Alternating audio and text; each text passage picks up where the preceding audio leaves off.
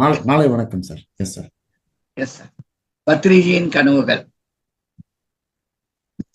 பத்ரிஜியின் கனவுகளில் முதலாவது என்னவென்றால், இந்த உலகில் ஒன்றும் இல்லை, உலகில் ஒன்றும் இல்லை, இந்த அவதாரத்தில் ஒன்றும் இல்லை, அதற்கும் அப்பாற்பட்டதுதான் என்று பத்ரிஜி சொல்வாருங்க. ஓகே. ஸோ உலகில் எல்லாமே பொய், உள்ளத்தில் அந்த தூய்மை இருக்க வேண்டும். உலகாலிய விஷயங்களில் அல்லாமல் பொதுவாக அனைவரும் ஆரோக்கியமாக வாழ வேண்டும், அனைவரும் ஆனந்தமாக வாழ வேண்டும், அனைவரும் ஆன்மீக வளர்ச்சி அடைய வேண்டும். பத்ரிஜி என்றும் என்றென்றும் கூறிக்கொண்டே இருப்பார்கள். ஸோ நாம் செய்யும் ஒவ்வொரு செயலும் அதை முன்னிட்டு தான் நம்மளோட செயல்பாடுகள் என்பது இருக்குங்க. இதுதான் உண்மை. ஸோ ஒவ்வொரு நிலையிலும் நாம் உணர வேண்டும், நாம் உணர்ந்து கொள்ள வேண்டும். பிகாஸ் நாம எல்லாருமே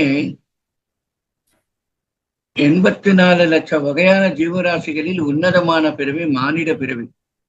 இப்பிறவி எடுத்துள்ள நாம் எதற்காக பிறவி எடுத்திருக்கின்றோம் என்று உணர்ந்து அதற்கேற்றபடி நம் வாழ்க்கையை அமர்த்து கொண்டு சம்சாரத்தில் தான் நிர்வாணம் என்று புரிந்து கொண்டு சம்சாரத்தில் இருந்து கொண்டு பெற்றோர்கள், கூட பிறந்தவர்கள், நண்பர்கள், உறவினர்கள், மனைவி, பிள்ளைகள், இல்லை என்றால் கணவர், பிள்ளைகள்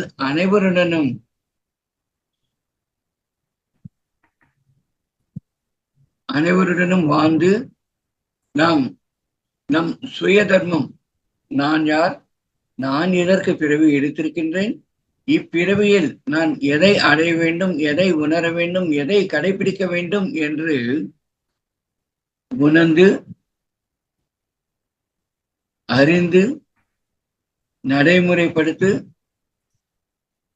அனைவருக்கும் எடுத்து கூறி நம் வளர்ச்சியை நாம் வளர்த்து கொள்ள வேண்டும். இதுதான் ஆன்மீகத்தின் முதல் படி. இதுதான் ஆன்மீகத்தின் முதல் படி. புரிந்து கொள்ளுங்கள் நண்பர்கள். ஸோ பத்ரிஜி ஒவ்வொரு நிலையிலும் ஒவ்வொரு நிமிஷமும் எப்படி இருப்பார் என்றால், மக்களுக்கு இன்னும் நாம் எவ்வளவு செய்ய வேண்டும், நல்ல விஷயங்கள் நம்ம எப்படி சொல்லணும் சொல்லிட்டு அந்த திங்க் டிஃபரெண்ட்லின்னு சொல்லிட்டு அவரோட எண்ணங்கள் எப்பவுமே வந்துட்டு விதவிதமாக மாறிக்கொண்டே இருக்கும். எத்தனையோ புக்ஸ் படித்து இருக்கிறார். யோகிகள், ஞானிகள், குருமார்கள், சாதகர்கள், அவதூதர்கள் அத்தனை பேரையும் சந்தித்திருக்கின்றார். அவர்கள் கூறிய ஞானத்தை பெற்றுக்கொண்டு அனைவருக்கும் முக்கியத்துவத்தை கொடுத்தார் பத்ரிஜி. ஏனென்றால் எவரில் எவ்வளவு திறமை உண்டு என்பது நமக்கு தெரியாது. அவரவர்களின் திறமையும், அவரவர்களின் நாலேஜும், அவரவர்களின் வைப்ரேஷனும், அவரவர்களின் ஆறாவிலும் நாம் இருக்க வேண்டும். அந்த ஆறா கிளென்சஸ் நடப்பதற்கு, நாம் ஆன்மீக வளர்ச்சி அடைவதற்கு உறுதுணையாக அமைய வேண்டும் என்று பத்ரிஜி ஒவ்வொரு முறையும் அனைவருக்கும் எடுத்து கூறிக்கொண்டேதான் இருப்பாருங்க. ஸோ நம்பிக்கை என்பது உங்கள் மீது வைத்துக் கொள்ளுங்கள். சாதனை, தியான சாதனை என்பது உங்களுக்காக நீங்கள் நடைமுறைப்படுத்துங்கள். அனைவரிலும் தெய்வம் உண்டு, அனைத்து உயிரினங்களிலும் தெய்வம் உண்டு, அனைத்து இடங்களிலும் தெய்வம் உண்டு. ஸோ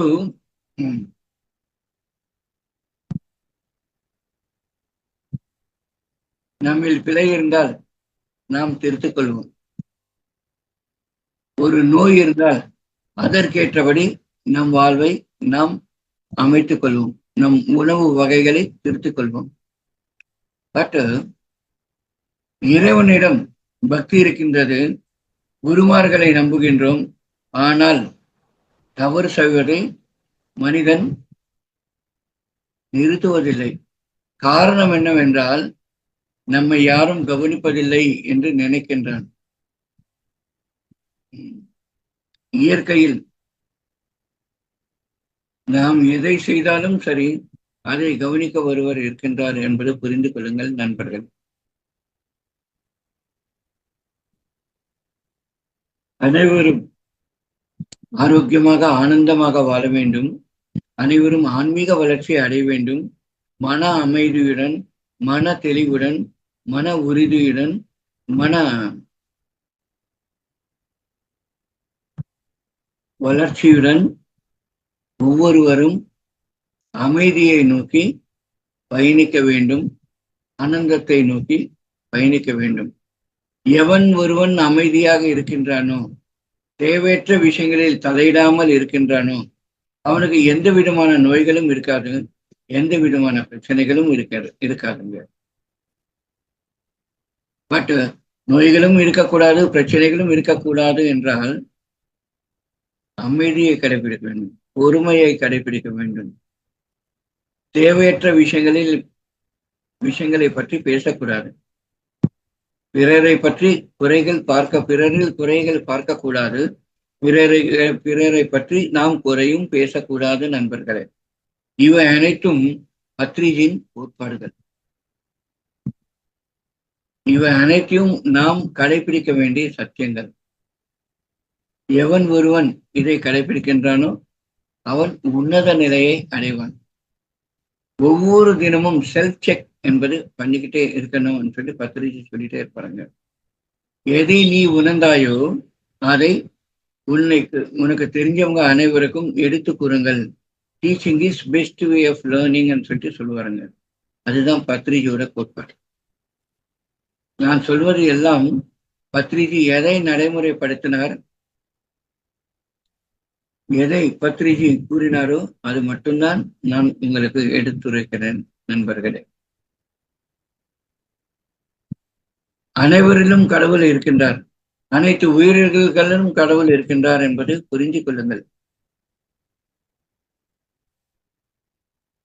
நம்மில் இருக்கும் அந்த தெய்வத்தை நாம் நெருங்க வேண்டும். அதற்கு இரண்டு வழிகள் தான். ஒன்று மௌனத்தை கடைபிடிக்க வேண்டும், இரண்டாவது தியானத்தை கடைபிடிக்க வேண்டும். மௌனம் என்றால் வாயினில் மௌனம், மனதினில் சூன்யம். இதுதான் மௌனம்.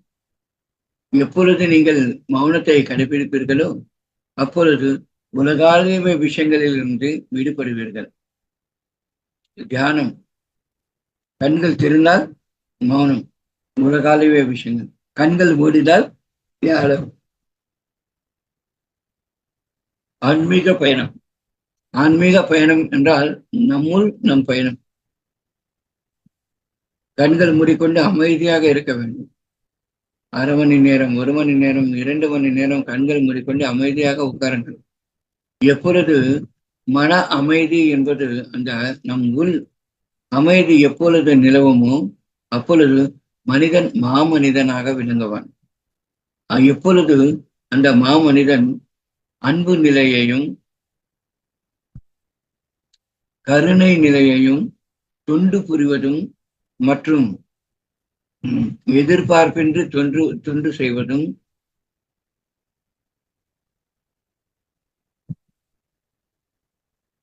மன்னிக்கும் குணம் கொண்டவனும் தெய்வம் என்று கூறுவார்கள் நண்பர்களே. தெய்வம் என்று கூறுவார்கள். அந்நிலையை ஒவ்வொரு மனிதரும் வளர்த்து கொள்ள வேண்டும். பெரிய கஷ்டம் ஒன்றும் கிடையாது, பெரிய கஷ்டம் ஒன்றும் கிடையாது. நம்பிக்கை என்பது உங்கள் மீது வைத்துக் கொள்ளுங்கள். சாதனை என்பது உங்கள் வளர்ச்சிக்காக, உங்கள் முன்னேற்றத்திற்காக நீங்கள் மேற்கொள்ளுங்கள் நண்பர்களே. இதை நாம் உணர வேண்டும். ஜீவனே தேவன் என்று கூறுகின்றார் பத்ரிஜி. ஜீவனே தேவன் என்று கூறுகின்றார். ஒவ்வொரு ஜீவாத்மா பரமாத்மாவுடன் இணைந்திருப்பான். ஜீவாத்மா தான் பரமாத்மா என்று புரிந்து கொள்ளுங்கள். நாம் அந்த மன தெளிவு அடைவதற்கும் மன அமைதி அடைவதற்கும் நம் சுவாசத்துடன் நாம் இணைந்திருக்கும் பொழுது, கண்கள் மூடிக்கொண்டு சுவாசத்துடன் நாம் இணைந்திருக்கும் பொழுது நமக்கு வேண்டிய அனைத்தையும் நாம் அடைய முடியும் நண்பர்களே. அதுதான் சுவாசமே குரு என்று பத்ரிஜி ஒவ்வொரு முறையும் கூறிக்கொண்டே இருக்கிறார். பொறுமைதான் நம் வளர்ச்சிக்கு மூலம் என்று கூறுவோம். பொறுமைதான் நம் வளர்ச்சிக்கு மூலம். அமைதியாக இருங்கள், பொறுமையாக இருங்கள். எவன் ஒருவன் அந்நிலையை அடைவானோ அவன் சுலபமாக வாழ்க்கையிலும் சரி, ஆன்மீகத்திலும் சரி, ஆரோக்கிய மேன்மையும் சரி சுலபமாக அடைவான் என்று பொருள் என்று பத்ரிஜி கூறிக்கொண்டுதான் இருப்பாருங்க. ஜீவனே தேவன் என்று சொன்னோம், சுவாசமே குரு என்று சொன்னோம், பொறுமையே நம் வளர்ச்சியின் மூலம் என்று சொன்னோம். அடுத்து சமயமே சாதனை. எவ்வளவு நேரம் நமக்கு கிடைக்கின்றதோ அவ்வளவு நேரமும் நம் சாதனைக்காக நம்மை நாம் ரெடி பண்ணிக்கணும். பிகாஸ் எவ்வளவு சாதனை புரிகிறீர்களோ அவ்வளவு முன்னேற்றம் அடைவீர்கள். சாதனை மட்டும் போராதுங்க, சாதனையுடன் நாம் புரிதல், நமக்கு புரிதலும் வேண்டும். அண்டர்ஸ்டாண்டிங் என்பது இம்பார்ட்டன்ட். அண்டர்ஸ்டாண்டிங் என்றது இம்பார்ட்டன்ட்.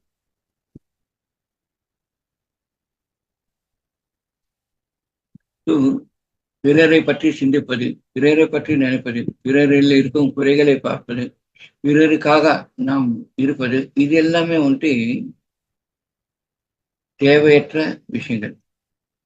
உதவி புரியுங்கள், உதவி புரியுங்கள். உதவி பண்ணிட்டு விட்டுடுங்க. அந்த நான் உதவி பண்ணேன்னு சொல்லிட்டு ஊரெல்லாம் பண்ணாதுங்க. நான் என்ற நிலையிலிருந்து நாம் என்ற நிலையை நாம் அடைய வேண்டும். நான் என்ற நிலையிலிருந்து நாம் என்ற நிலையை நாம் அடைய வேண்டும். அனைவரும் அரவணைத்துக் கொண்டு செல்லுங்கள். வாழ்க்கை சிறப்பாக அமையும். Okay master. நெக்ஸ்ட், சமயமே சாதனை, பொறுமையே கடவுள் என்று சொல்கின்றனர். அனுபவமே ஞானம் என்று சொல்கின்றனர். ஒவ்வொரு அனுபவம் நாம தியானம் பண்றோம், நமக்கு ஏதோ ஒரு பிரச்சனை வரும், வரதான் செய்யும். நோய்கள் வரும், பிரச்சனை வரும். இதெல்லாம் வந்துட்டு ஒரு டெஸ்டிங். சின்ன குழந்தை, ப்ரீகேஜி படிக்கிற குழந்தை, 2.5 வயசு 3 வயசு குழந்தைக்கு எக்ஸாம் உண்டு. அப்போ ஆன்மீகத்துல இருக்கிற நமக்கு எவ்வளவு எக்ஸாம்ஸ் இருக்குன்னு தம்பி, உண்மையா இல்லையா? அதில் நாம் வெற்றி பெறணுமா வேண்டாமா? புரிஞ்சுக்கணும். ஒவ்வொரு எக்ஸாமிலும் எனக்கு இந்த பிரச்சனை என்பது எதையோ கற்பிக்க வந்துள்ளது, ஆகையால் இதிலிருந்து நான் வளர்ச்சி அடைய வேண்டும், மீள வேண்டும் என்ற எண்ணத்துடன் நாம் நம்மளோட செயல்களை செயல்படுத்திக் கொள்ள வேண்டும். சின்ன திருத்தங்கள் பண்ணாலே போதும், மனிதன் மாமனிதனாக விளங்குவதற்கும் தெய்வமாக மலர்வதற்கும் சுலபமான வழிகள் பிறக்கும். மாற்றங்களை ஏற்றுக்கொள்ளுங்கள், மாற்றங்களை ஏற்றுக்கொள்ளுங்கள். சமயமே சாதனை என்று சொன்னோம். அனுபவமே ஞானம் என்று சொல்கின்றனர். அனுபவமே ஞானம். எவ்வளவு அனுபவங்கள் இருக்கின்றதோ அவ்வளவு நாம அந்த புரிதல் என்பது நமக்கு அமையும். அந்த புரிதலை நீங்கள் வளர்த்துக் கொள்ளுங்கள். இது தியானத்தால் மட்டும்தான் நமக்கு கிடைக்கும் நண்பர்கள். தியானத்தால் மட்டும்தான் நமக்கு கிடைக்கும். அனுபவமே ஞானம் என்றது நமக்கு நிறைய அனுபவங்கள் வரும். அந்த அனுபவங்களை அனுபவியுங்கள். இந்த அனுபவங்களை அனுபவியுங்கள். அதிலிருந்து விடுபடுங்கள். புரியுதா? ஒன்று அனுபவியுங்கள், பிறகு அதிலிருந்து விடுபடுங்கள். ஒவ்வொரு விஷயமும் நமக்கு ஏதோ ஒன்று கற்பித்துக் கொண்டேதான் இருக்கும். கற்றுக்கொள்ளுங்கள். நான் பெரியவன் நான் சிறியவன் என்று பொருள் அல்ல. அனைவரும் தன்னில் இருக்கும் குறைகளை உணர்ந்து அதிலிருந்து மீள வேண்டும். நம்மில் இருக்கும் அந்த குறைகளை நாம் உணர்ந்து அதிலிருந்து மீள வேண்டும். எவனாவது நமக்கு துன்புறுத்துகிறான் என்றால், நமக்கு மனம் வருத்தம் ஏற்பட்டது என்றால், மன வலிமை மேலும் பெற வேண்டும் என்று புரிந்து கொள்ளுங்கள் நண்பர். நெக்ஸ்ட், ஞானமே புண்ணியம் என்று சொல்கின்றனர். எப்பொழுது நாம் சாதனை மேற்கொள்கின்றோமோ, தியானம் புரிகின்றோமோ, அந்த தியானத்தின் மூலம் நமக்கு எவ்வளவோ ஞானம் என்பது நமக்கு கிடைக்கும். தியானம் என்பது இயற்கையுடன் இணைந்திருப்பது. இயற்கையுடன் இணைந்திருப்பது என்றால், ஒன்று இயற்கையுடன் இணைந்திருப்பது, இரண்டாவது நம் சுவாசத்துடன் இணைந்திருப்பது. இயற்கையை படைத்தவன் ஆண்டவன். எவன் ஒருவன் சுவாசத்துடன் இருக்கின்றானோ, எவன் ஒருவன் இயற்கையுடன் இருக்கின்றானோ, அவனே கடவுள். அவன் கடவுளுக்கு நெருக்கமாக இருப்பான் என்று புரிஞ்சுக்கணும். Okay master. நெக்ஸ்ட், இது எல்லாமே கடைபிடிக்கும் பொழுது நிறைய அனுபவங்கள் நமக்கு கிடைக்கும். நிறைய விஷயங்கள், நிறைய பேரோட நமக்கு தொடர்புகள் ஏற்படும். அதன் மூலம் நாம எவருடன் எவ்வாறு நாம் இடம் ஏவல் பொருள், எவருடன் எவ்வாறு இருக்க வேண்டும், எவ்வாறு பழக வேண்டும், எவ்வளவு பழக வேண்டும் என்பதை புரிந்து கொண்டு செயல்படுங்கள். ரொம்ப டீப்பா போயிட்டோம்னா அவன் நமக்கு வேறு விதமா பண்ணுவாங்க. எப்பொழுதுமே நம் மனம் நோகுகிற அளவுக்கு நாம் எதிலுமே இன்வால்மெண்ட் என்றது எடுத்துக்கொள்ளக்கூடாது. நீங்கள் உணர்ந்த சத்தியத்தை அனைவருக்கும் எடுத்து சொல்லுங்க. நீங்கள் உணர்ந்த சத்தியத்தை மக்களுக்கு எடுத்து சொல்லுங்க. அதிக சாதனை பண்ணுங்க. பொறுமையா இருங்க. பிள்ளைகளிடம் நீங்கள் கற்றுக்கொள்வது அதிகமாக இருக்கும். புரிந்து கொள்ளுங்க. பிள்ளைகளுக்கு உங்களோட மைண்ட் வைக்காதுங்க. பிள்ளைகள் உங்களை விட உயர்ந்த நிலையில நம் பிள்ளைகள் நம்மை விட உயர்ந்த நிலையில் தான் இருக்கின்றனர் என்று புரிந்து கொள்ளுங்கள். அதற்கேற்றபடி உங்கள் வாழ்க்கையை நீங்கள் அமைத்துக் கொள்ளுங்கள். புரியுத தம்பி? வேற இயற்கைக்கு சேவை புரியுங்கள். இயற்கைக்கு சேவை புரியுங்கள். கனிம வளங்களுக்கும் கொடி மரங்களை நட்டுங்கள். செடிகளுக்கு தண்ணி ஊற்றுங்கள். பறவை ஜாதிக்கும் ஜந்து ஜாதிக்கும் சேவை புரியுங்கள்.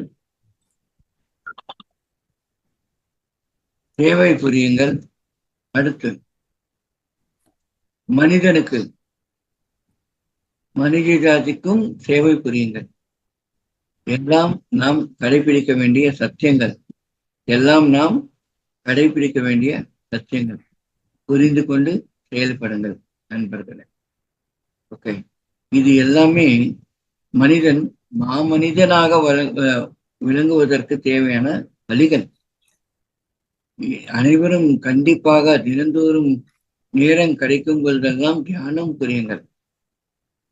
தியானத்தால் மட்டும்தான் நாம் ஞானத்தை பெற முடியும். ஞானத்தால் மட்டும்தான் முக்தி என்று பத்ரிஜி பலமுறை கூறியிருக்கின்றார். பல சபைகளில் விவரமாக விளக்கி இருக்கின்றார். தியான சாதனை எவ்வளவு முக்கியமோ, தியான சாதனையின் மூலம் நாம் பெற்ற அந்த அனுபவங்களை நடைமுறைப்படுத்துங்கள்.